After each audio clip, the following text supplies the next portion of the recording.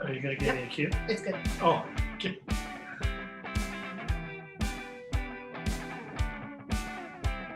I played an evil reindeer. I always wanted to play pretend. Soupy Sales School of Hangers and Drama. Well, I actually enjoy Hurt Feelings. There's a TV series called Supergirl that had a Superman. I didn't even get to read for that. Or they're scared of me, one of the two. Okay. What the hell's a monologue? Is that Julie Andrews? I'm passionate about that. Show must go on. Good afternoon. My name is Mike Fleming, and welcome to Inside the Eclipse Studio. You're watching what is a continuing series of interviews with actors who live in the Santa Clarita Valley and have also performed here as well as elsewhere. And today we're very honored to have Jen Treadwell with us today. Good afternoon, Jen. How are you? I'm good, thank you. How are you, Mike? Well, I'm doing very well, and this is an exciting thing for me to be able to talk to you. I've heard your name quite a bit over the last few years. And so let's just let's start from the beginning, if you don't mind. How did you first get into acting? Well, I've been performing on stage since I was very, very young. My mother taught Korean classical and folk dance, and so she got me up on stage doing that from the time I was a really young child. So I was used to being on stage in that format. But I think my first acting experience was through school. I grew up in a suburb of Seattle from Bellevue, Washington. And there was a teacher who worked for the Bellevue School District who every summer pulled together, well, she put on this an amazing musical theater production where she held auditions. It was open to every kid in the district to audition for whatever show was that summer. And I heard about it, I think when I was in the 4th grade. And so I auditioned and I got called back. And the show at the time was Alice in Wonderland. I got called back for the Cheshire Cat role. I did not get in, I did not get it. But that, I don't know why that struck me something I wanted to do, but I wanted to give it a try.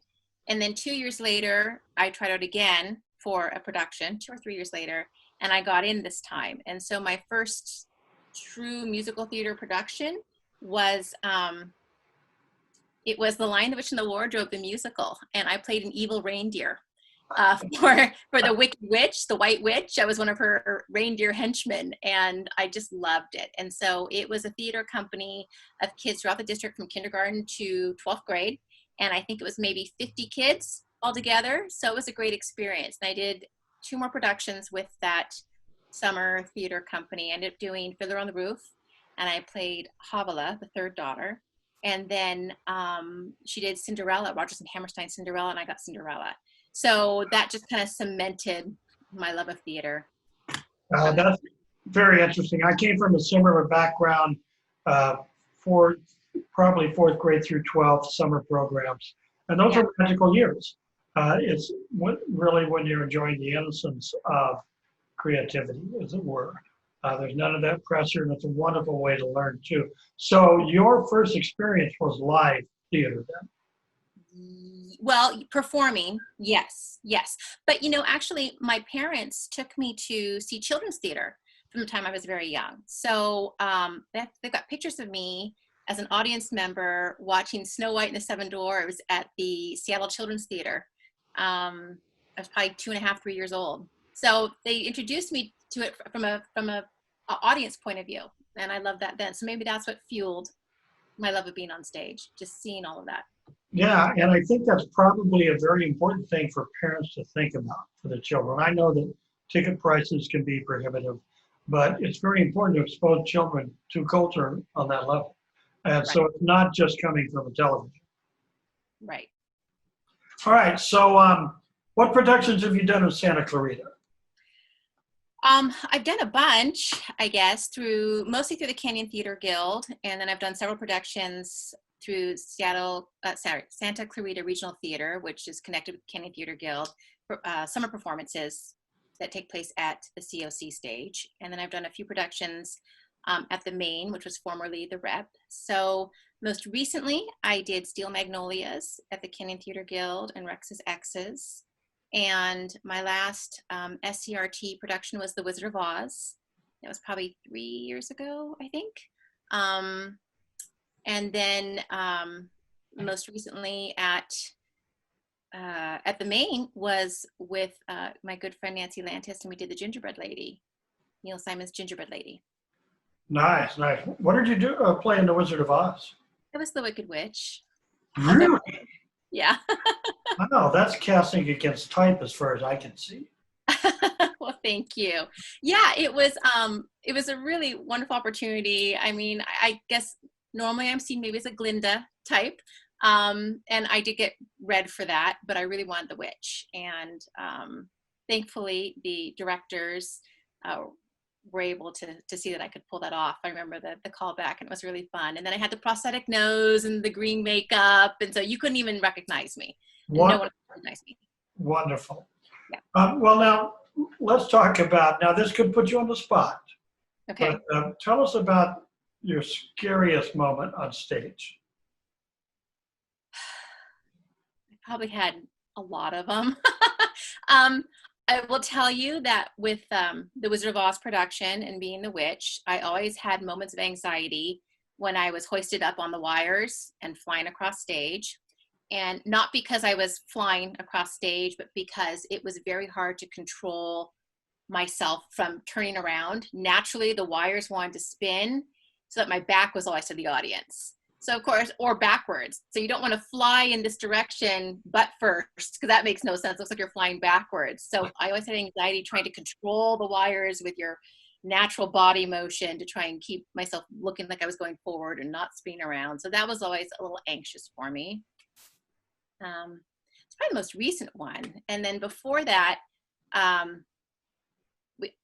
in college, when I used to do theater and things would kind of go off the cuffs, we called it theater dangerously, because you never knew what was going to happen if someone forgot their lines or was late with an entrance or something. So I did do a show with SCRT a few years back, and there was an actor that I had to be on stage with a lot, and he quite regularly forgot his lines, forgot his entrances.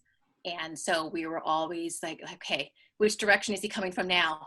Oh, he came from here. And we're trying to adjust last minute during performances. It was the weirdest thing. So kind of scary.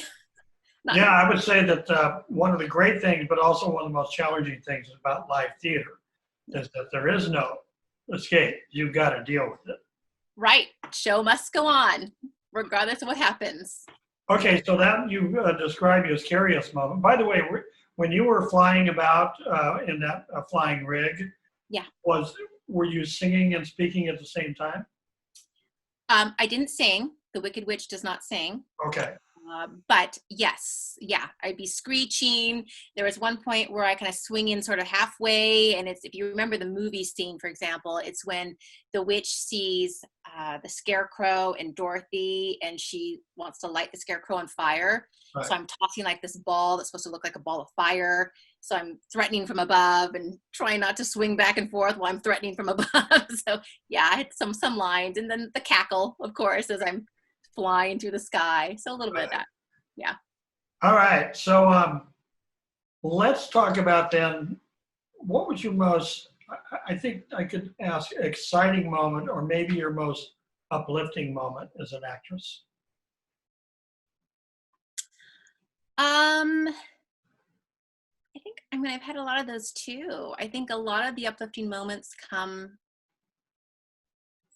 from when you're doing a scene with another actor, and you always hope to connect with them, but sometimes the magic happens just right where you just connect them on a little bit of a higher level. And so you get that. Audience response is really great, whether you bring them to tears or bring them to laughter. Getting that response back from them is always uplifting. So I had many moments of that with Steel Magnolias, which is one of my more recent productions.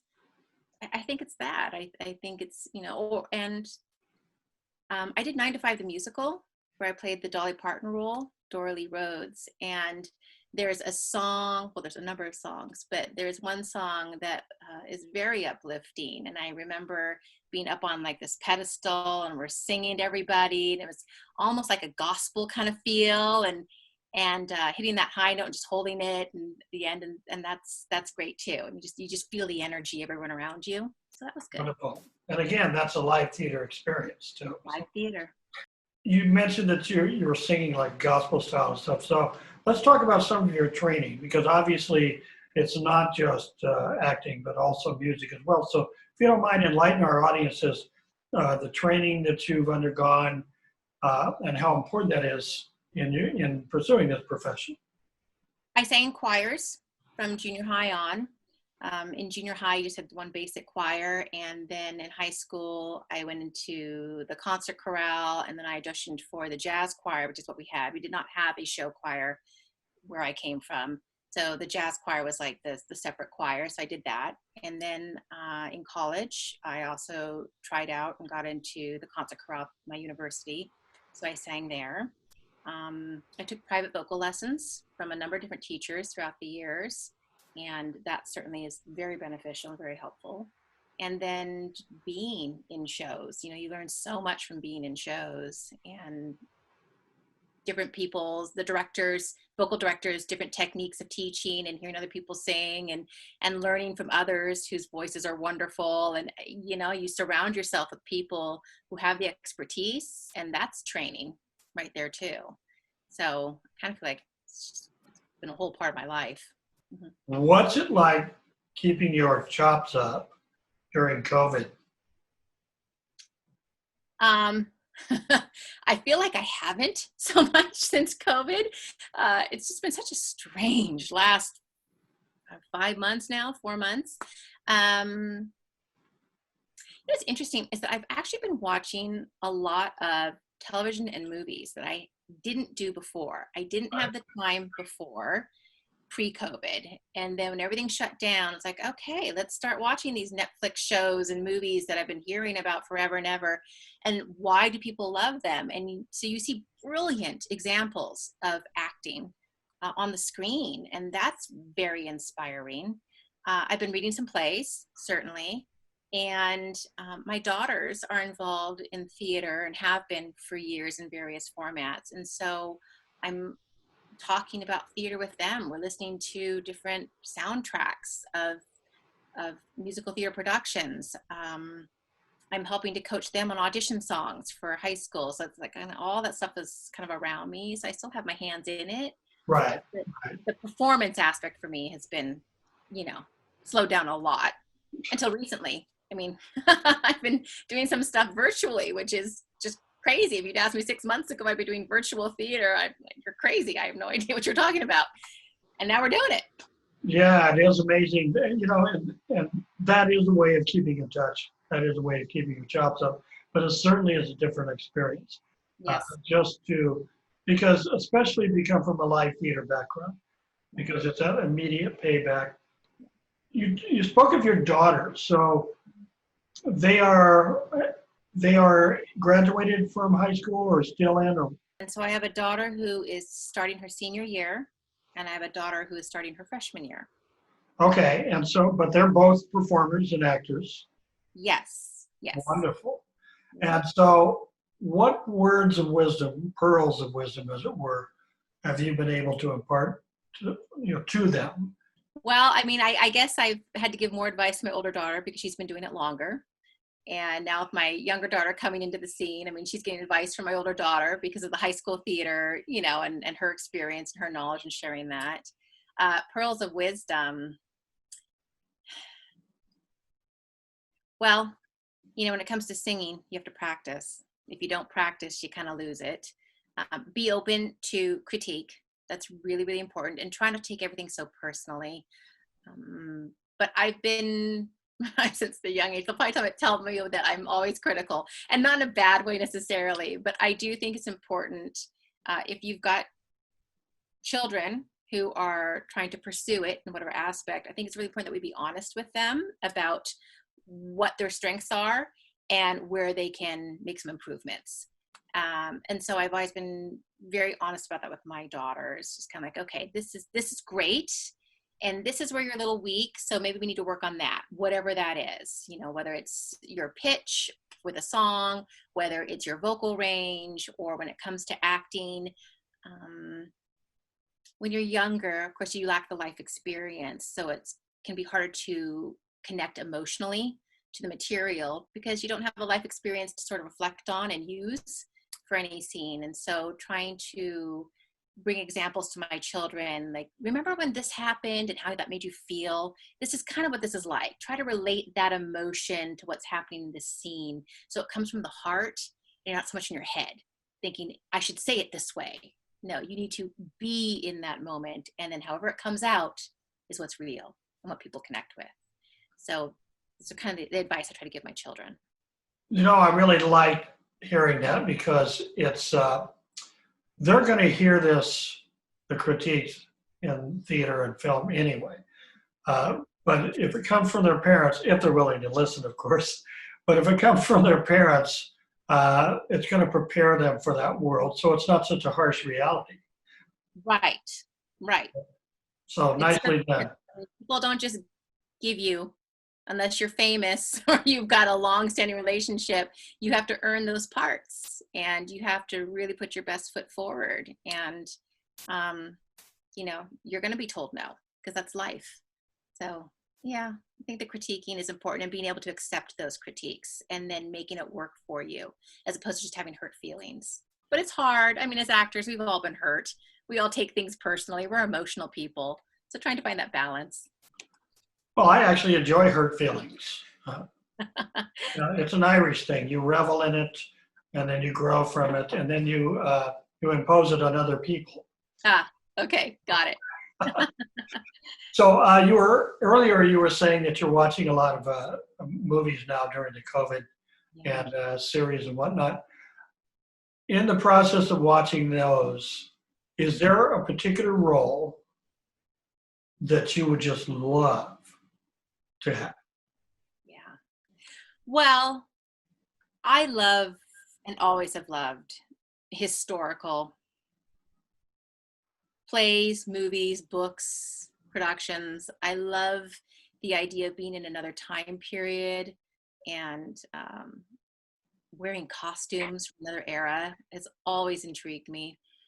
So one of my favorite new series, truly, I kind of just discovered it right before Christmas last year, is The Outlander. And I think the acting's phenomenal. I love the writing. I love the setting. And I've read a lot of books from that era. And I think that'd be so great to be a part of a show like that. Marvelous Mrs. Maisel. I mean, set in like the 1950s, that costuming and that's a fabulous show and fun. That would be a great show to be a part of. Wonderful. Yeah. So now you've been talking about film. How about what's your favorite stage production you'd like to be in? Even if you've done it before. A show that I never got to do because it never came at the right time or I just kind of missed it. And now I'm too old to play the part would be Maria from West Side Story. Oh. Yeah, I'm a lyric soprano, so that's kind of right in my wheelhouse, that sort of music. So that's a show I won't ever get to do because of my age. The Music Man, I would love to be Marion in that. I've done the show and I was one of the Pick a Little Ladies and that was a lot of fun. That's a great show. I would do that anytime, but I would love to be the lead in that at some point. Maybe I still can. Maybe I'm not too old for that. My Fair Lady is one of my favorite shows. And I know that the material is kind of maybe a little dated, but there's just something about it that I just love. Once again, another era, costuming, the songs, I love it. Yeah, those are all classic shows, and frankly, I don't think they grow old. I think they'll always find another audience. Who's your favorite actress and actor, or both? So I have to say my favorite actress is probably one I've had forever, and it's Julie Andrews. Nice. Yeah. She was an amazingly talented woman. Oh, yeah. For years, she was pigeonholed with Sound of Music and all of that. But then you saw her in, trying to think of the film with, was it James Garner? Victor Victoria. Oh, that's one of my favorite. I love that movie. Yeah. And that showed, the breadth of her talent. She just could cover a wide range of emotions, I thought. Yes. Yeah, she's amazing. And actually, I waited on her. She was a somewhat regular at the restaurant that I waitressed at, and I actually served her a couple different times, her and her family. I remember the first time she walked into the restaurant, I was fairly new at the time. I'm like, is that Julie Andrews? I'm talking to the other servers. They're like, oh yeah, she comes in. I had like heart palpitations. I couldn't even believe it. It was amazing. And she was so kind, so lovely. She is exactly like how she comes across in the movies. Just exudes warmth and sincerity, and she's kind, and so she's great. I'm so glad to hear that. Yeah, yeah. I didn't want to have that image destroyed, so thank you. You're welcome. You're welcome. So now, what would you say, and you have said it to your daughters, but what would you say to an up-and-coming actress or actor, maybe one good salient piece of advice that you might give them?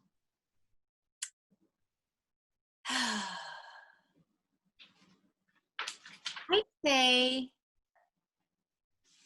be open. And that means be open in a number of ways. And be open to suggestion. Be open to your fellow actors. Be open to criticism and critiques. Be open to new experiences and trying new things. It's very easy for us to box ourselves in to what we think we are or what we think we should be. I think we do it all in our daily lives just naturally. And so it's kind of like you got to check that ego and that self-perception at the door and be open to the new experiences that can come your way and the emotions and the reactions from fellow actors and the people around you. I think that's the best. I think that's actually that's sound advice on so many levels. Yeah. That's nice to hear. Well, Jen, it's been a pleasure talking to you and getting a feel for your approach to the business and all of that. And I hope we can do it again sometime. And I hope to see you soon in someplace other than Zoom theater. Hopefully in the next year or so. There's a lot of creative people getting, I've heard people say that this is a very difficult period, but some of the greatest works in history have been written under duress. And, so maybe that's what this is all about, is us reaching deep within and finding some new way to approach our creativity. Right. I mean, definitely, I think creativity, there's new creative ways of performing and getting those performances out are definitely coming around. Like with my theater friends, I'm seeing them do things. I have people reaching out to me to want to try new things, and it's exciting, scary, kind of scary. You're like, oh, is this going to be a fail, or not? But I think it's great that people are still finding ways to be inspired and to be creative. So I'm happy to be a part of it. Yeah, you have to keep reaching for the light, right? Absolutely. Well, thank you so much. Well, ladies and gentlemen, this is inside the Eclipse Studio. We've been spending a delightful time here with Jen Treadwell, and we hope to see you in our next episode. In the meantime, keep on creating.